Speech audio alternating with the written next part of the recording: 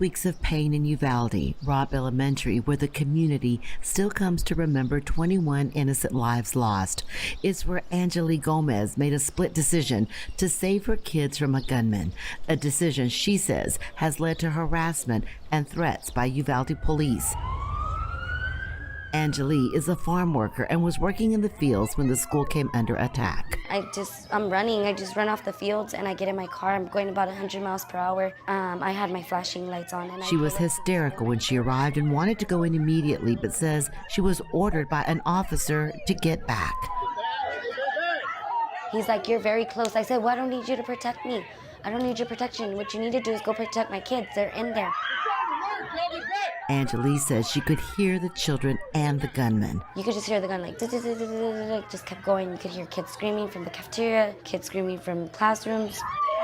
She says she and other parents were frustrated that police were standing around doing nothing. I'm starting to tell the parents, "Come on, if we all go in there, they can't stop us all."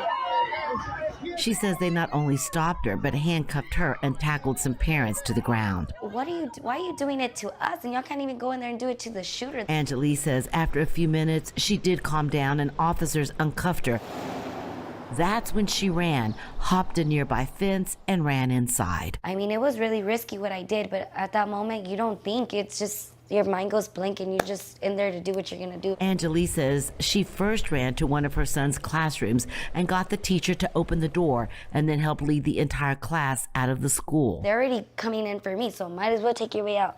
So she's like, okay. So she's getting the kids, we're coming, come on guys, we're gonna go. But Angeli says she wasn't done. Her other son was still inside and terrified she could still hear gunfire in the distance. So I kind of just got on one knee and I just kind of said a prayer real quick, like, because I could hear the kids screaming, "I want my mom," from the cafeteria. Angeli says she made it to her son's room and managed to get him and one of his friends out. She says a resident shot this video of her running from the school and gave it to her. It shows her and the two boys running into the parking lot, her son breaking down into tears. You're gonna be okay. Angeli's attorney, Domingo Garcia, says she acted with more heroism than most of the officers who responded that day. Hey, how you doing? It's a sad statement that these police officers are willing to arrest parents who are just trying to save their children as opposed to going after an active shooter who at that time was still shooting children and killing them and shooting teachers, and they did nothing.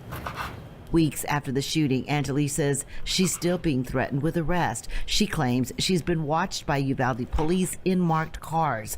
Uvalde police have not responded to requests for comment. I've also had a cop park here while me and my grandmother are exercising, flickering on and off his headlights, just watching us. I don't know what he's doing. He's just there. She says they're angry with her for ignoring their orders. We can arrest you for tampering with an open investigation of an active shooter.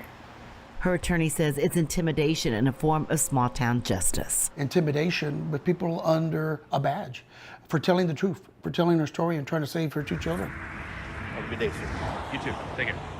Angeli wants Police Chief Pete Arredondo fired and held accountable. He was the presumed incident commander that day. Uvalde police have not responded to repeated requests for comment on Angeli's case to WFAA or her attorney. She hopes by speaking out, it will protect her from future retaliation. In Uvalde, I'm Rebecca Lopez. The State House panel investigating the Uvalde mass shooting and the police response plans to hear more testimony next week.